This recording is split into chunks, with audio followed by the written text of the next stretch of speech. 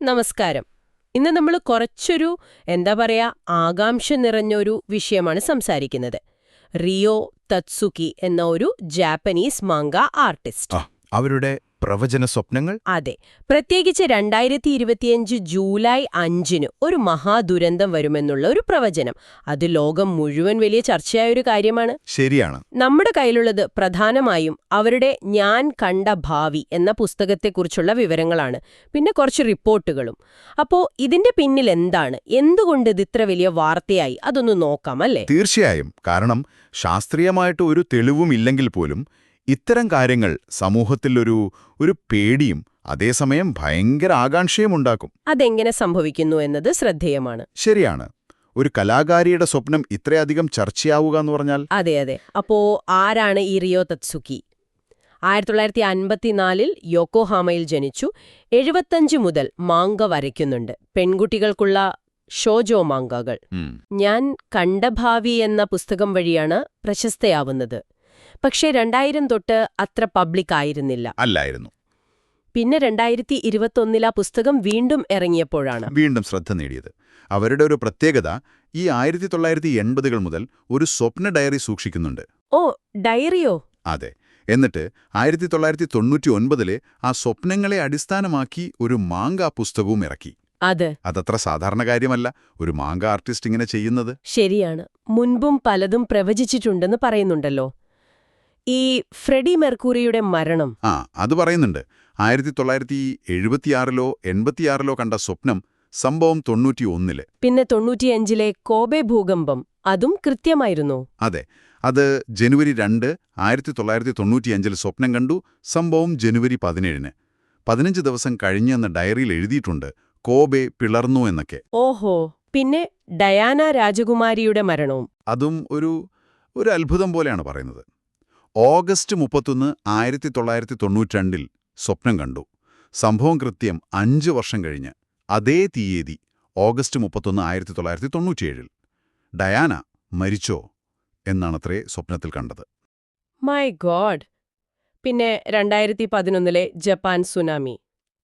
അത് പറയുന്നു. മാർച്ച് 11, 1996 കണ്ട സ്വപ്നം. സംഭവം മാർച്ച് 11, 2011. 15 വർഷം മുൻപ്. കിഴക്കൻ ജപ്പാനിൽ മഹാദുരന്തം എന്ന്. ഏറ്റവും ലേറ്റസ്റ്റ് ആയിട്ട് COVID-19. അതും 1995 സ്വപ്നത്തിൽ 2020 ഒരു വൈറസ് വരും, ഏപ്രിലിൽ കൂടും എന്നൊക്കെ പ്രവചിച്ചു എന്നാണ് വാദം. പക്ഷേ ഇവിടെയാണൊരു പ്രധാന കാര്യം. ഈ പറയുന്ന പല പ്രവചനങ്ങളും, അതായത് അതിന്റെ ഡീറ്റെയിൽസ് ഒക്കെ പുറത്തു വരുന്നത് സംഭവം കഴിഞ്ഞിട്ടാണ്. അത് ശരിയാണ്. അപ്പോ വിമർശകർ പറയുന്നത് ചില അവ്യക്തമായ സ്വപ്നങ്ങളെ പിന്നീട് നടന്ന സംഭവങ്ങളുമായിട്ട് കണക്ട് ചെയ്യുന്നതാണോ? അതായത് കൺഫർമേഷൻ ബയസ് എന്ന് പറയില്ലേ? അതെ, വ്യാഖ്യാനിച്ചെടുക്കുന്നതാവാം. അതെ, കൃത്യമായ ഡേറ്റും സമയവുമൊക്കെ പിന്നീട് ചേർത്തതാണോ എന്ന സംശയം ന്യായമായും വരാം.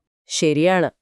ഇനി ലോകം മുഴുവൻ പേടിയോടെ നോക്കിയ ആ പ്രവചനം, ജൂലൈ 5, 2025. അതെ, മഹാദുരന്തം. 1991 കണ്ട സ്വപ്നമാണത്രേ.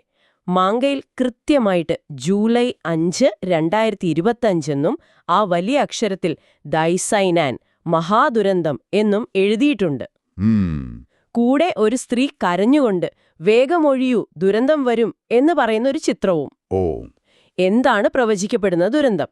ജപ്പാന് തെക്ക് പസഫിക്കിൽ ഫിലിപ്പീൻ സീ പ്ലേറ്റിന്റെ അവിടെ കടലിനടിയിൽ ഒരു വിള്ളൽ അല്ലെങ്കിൽ സ്ഫോടനം. എന്നിട്ട് അതുകാരണം ഭയങ്കരമായൊരു സുനാമി 2011 3 ഇരട്ടി വലുപ്പം ഉണ്ടാകുമെന്നൊക്കെയാണ്. 3 ഇരട്ടിയോ? അതെ. തിളയ്ക്കുന്ന കടൽ, പിന്നെ 2 ഡ്രാഗണുകൾ, ചിലപ്പോൾ ടെക്ടോണിക് പ്ലേറ്റുകളായിരിക്കാം ഉദ്ദേശിച്ചത്, പുതിയ കരയുണ്ടാകുന്നത്, അങ്ങനത്തെ ചിത്രീകരണങ്ങള്. പ്രതീകാത്മകമായിരിക്കാം. അതെ. ചിലയിടത്ത് പുലർച്ചെ 4:18 എന്നൊരു സമയവും പറയുന്നുണ്ട്. പക്ഷേ തത്സുക്കി തന്നെ പിന്നീട് 2022 പറഞ്ഞിട്ടുണ്ട്, ഈ തീയതി ഒരുപക്ഷെ സിംബോളിക് ആകാം എന്ന്. ശരി. പേടിപ്പിക്കുകയല്ല ലക്ഷ്യം, തയ്യാറെടുക്കാൻ ഓർമ്മിപ്പിക്കുകയാണെന്ന്. എന്നാലും ഇത് വലിയ ഇമ്പാക്റ്റ് ഉണ്ടാക്കിയില്ലേ? ഹോങ്കോങ്ങിൽ നിന്നും തായ്വാനിൽ നിന്നുമൊക്കെ ജപ്പാനിലേക്കുള്ള ഫ്ലൈറ്റ് ബുക്കിംഗോ കുറഞ്ഞു. 80% കൂടുതൽ കുറഞ്ഞു എന്ന റിപ്പോർട്ടുകൾ വന്നു. ചില ഫ്ലൈറ്റുകൾ ക്യാൻസൽ ചെയ്തു. ഏഷ്യൻ മീഡിയ അവരെ ജപ്പാന്റെ ബാബ വങ്ക എന്നൊക്കെ വിളിച്ചു. അതെ, വലിയ വാർത്തയായി. പക്ഷേ ജാപ്പനീസ് ഗവൺമെന്റും ഏജൻസികളും പറഞ്ഞു ഇതിന് ശാസ്ത്രീയമായൊരു അടിസ്ഥാനവും ഇല്ല എന്ന്. തൽസുക്കി തന്നെ വീണ്ടും ഓർമ്മിപ്പിച്ചു, സ്വപ്നങ്ങൾ പ്രതീകാത്മകമാണ്, പേടിക്കരുത്, പക്ഷേ തയ്യാറായിരിക്കണമെന്ന്. ശാസ്ത്രീയമായി നോക്കിയാൽ ഒരു പ്രത്യേക ഡേറ്റിൽ ഭൂകമ്പമോ സുനാമിയോ വരുമെന്ന് പറയാൻ പറ്റില്ല. ഇപ്പോഴത്തെ അറിവ് വെച്ച് പറ്റില്ല. ഇല്ല. ജപ്പാൻ മെറ്റീരിയോളജിക്കൽ ഏജൻസിയോ ആരും അങ്ങനൊരു സാധ്യത ജൂലൈ 5-ന് പറയുന്നില്ല. അപ്പൊ പിന്നെ പ്രതീകാത്മകം എന്ന നിലയിൽ ആ രീതിയിൽ വ്യാഖ്യാനിക്കാം. ഡ്രാഗണുകൾ ടെക്ടോണിക് പ്ലേറ്റ് മൂവ്മെന്റ് ആകാം, തിളയ്ക്കുന്ന കടൽ വോൾക്കാനിക് ആക്ടിവിറ്റിയാകാം, പുതിയ കരവരുന്നത് ഒരു പുനർജന്മം, ദുരന്തശേഷമുള്ള പ്രതീക്ഷ, അങ്ങനെയൊക്കെ. അപ്പോ ജൂലൈ 5 എന്നത് ഒരു ഡേറ്റ് എന്നതിനേക്കാൾ ഒരു സിംബൽ ആകാം, ഒരു ഓർമ്മപ്പെടുത്തൽ, തയ്യാറെടുപ്പിനുള്ള. പക്ഷെ എന്തുകൊണ്ടാണ് ശാസ്ത്രീയ അടിത്തറ ഇല്ലെന്ന് പറയുമ്പോഴും അവര് തന്നെ സിംബോളിക് എന്ന് പറയുമ്പോഴും ഇത് ഇത്രയധികം ആളുകളെ സ്വാധീനിച്ചത്? അതാണ് രസകരം.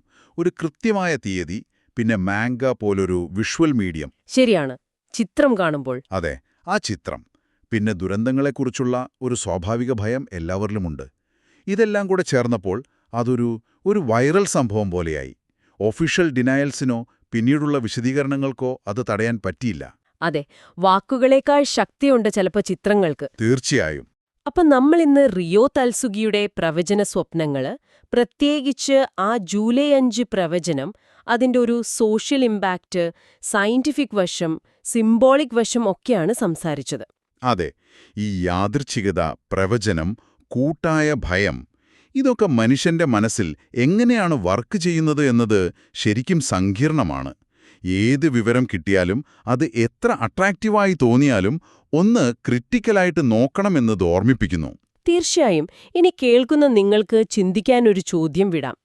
തൽസുഗിയുടെ മാങ്കയിലുള്ള ആ ഒരു ദൃശ്യപ്രവചനം പിന്നീടത് പ്രതീകാത്മകമാണെന്ന് വിശദീകരിച്ചിട്ടും എന്തുകൊണ്ടാണ് അതിന് യുക്തിപരമായ സംശയങ്ങളെയൊക്കെ മറികടന്ന് ഇത്ര ശക്തമായി ആളുകളുടെ ശ്രദ്ധ പിടിക്കാൻ കഴിഞ്ഞത്? ഇത് ഭാവിയെക്കുറിച്ചുള്ള നമ്മുടെ പേടി കൊണ്ടാണോ, അതോ മുന്നറിയിപ്പുകളിങ്ങനെ വിഷ്വലായി കാണുമ്പോൾ നമ്മൾ അതിനോട് റിയാക്ട് ചെയ്യുന്ന രീതിക്ക് എന്തെങ്കിലും പ്രത്യേകതയുണ്ടോ? നിങ്ങൾക്ക് എന്താണ് തോന്നുന്നത്?